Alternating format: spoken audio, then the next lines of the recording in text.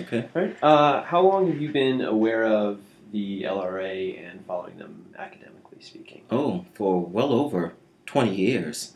In fact, I knew of the um, movement which preceded it, which was the Lord's Resistance Army, which I first became aware of in the mid 1980s. And the Lord's Resistance Army was spearheaded by a woman by the name of Alice Laquena. And after a near successful attempt of taking over the capital, Kampala, she was dispelled at the Ginger Bridge outside of Kampala, and her movement dispersed.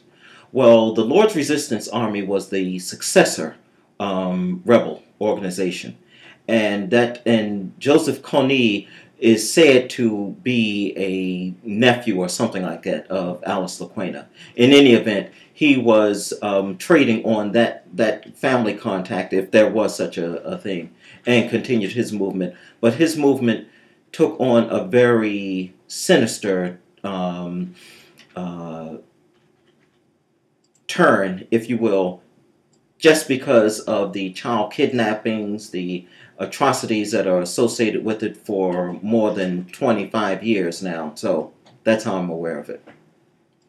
And you traveled to Uganda in the Yes, I past, did. correct? Can you tell me a little bit about that stuff? I went there. Well, I first became aware of that story, as I said, back in the mid 1980s, the Holy Spirit movement.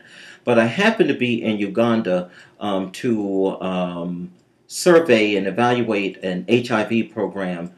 Not Uganda, but in Kenya, and I took the opportunity to go to Uganda and to Gulu, which was the basis of the Lord's Resistance Army and its predecessor organization, the Holy Spirit movement, to see where Alice Laquena was buried because she died in early 2007.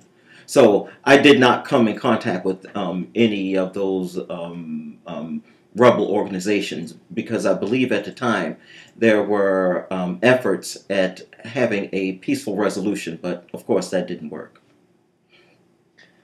Now, you're familiar with the Invisible Children nonprofit? Yes, primarily because of that Kony 12 documentary. That's how Mhm. I'm familiar with it. So after watching that movie, what is your opinion on the organization? They've been um, critiqued for oversimplifying the situation. What are your thoughts on that? Well, I don't know whether I would say that it was a simplification, but I would certainly have to say that you have to explain those kinds of situations to people at a level that they are able to understand it. And if the initial goal was to explain it to children, definitely I think that they would be too naive to understand all of the complexities that go into a situation as complex as that. But for those of us who are Africanists, and for someone like me who has been following that story for well over 25 years, I think that would probably be a little simplified, but certainly not for children. That as I understood it from that documentary. Do you think their, um, I guess you could say that watered down version would be ultimately negative or positive on the situation there? Um, no, I wouldn't say it. When I first became aware of Kony 2012, it struck me that it was a different approach as to how effective it is. I guess to a degree, we'll see whether he's captured. I know that there were about 100 or so advisors sent from the United States in it, but I also am aware that Kony is not going to be that easy to capture because he has mastered techniques of moving around in woodland settings and what have you. So I think that it won't be as simple as that. Do you think nonprofit involvement is going to be able to, I guess, in the end, affect his capture, or do you think it'll take a different kind of approach?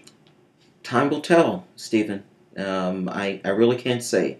Would I want to see him captured? I'd have to say yes, because he's responsible for untold atrocities, breaking up families, capturing boys to turn them into child soldiers, or young girls turning them into sex slaves, if you will. And so, yes, I hope it is successful. Whether it will be, we'll have to see. Okay. Do you have anything to add further on the Kony 2012 video or on Invisible Children? No, I believe that, as I said, it's a new approach. It has the potential of enlightening many people about a situation that has been going on for some time. And as to the results of it, we'll just have to see what happens. Keeping in mind that it could turn in the short run very deadly, because I'm sure that there are those who have been brainwashed to defend him to the death, and the chances of capturing him alive, we don't know. He may very well opt to go down fighting, and not want to be captured and put on trial or something like that. So time will tell. What do you think or how do you think the successes and failures of Invisible Children as a nonprofit will affect other nonprofits I doing don't work? really know enough about it to comment on it, to tell you the truth. Okay. Is there anything else you'd like to add about No, LRA or just Joseph to Kony? that we'll see whether this will, in effect, chart a new path for shining light on situations like this. Maybe something like this in southern Sudan, or some other world area or geographic areas where major atrocities like this have taken place. And if this is to be the new way in which masses are to be enlightened about them, we'll see. All right. Great. I think that will conclude our interview. Okay. All right. Thank you very much. Happy to help. I appreciate it. I didn't want to tell you that went off. Did it record? Yeah, I think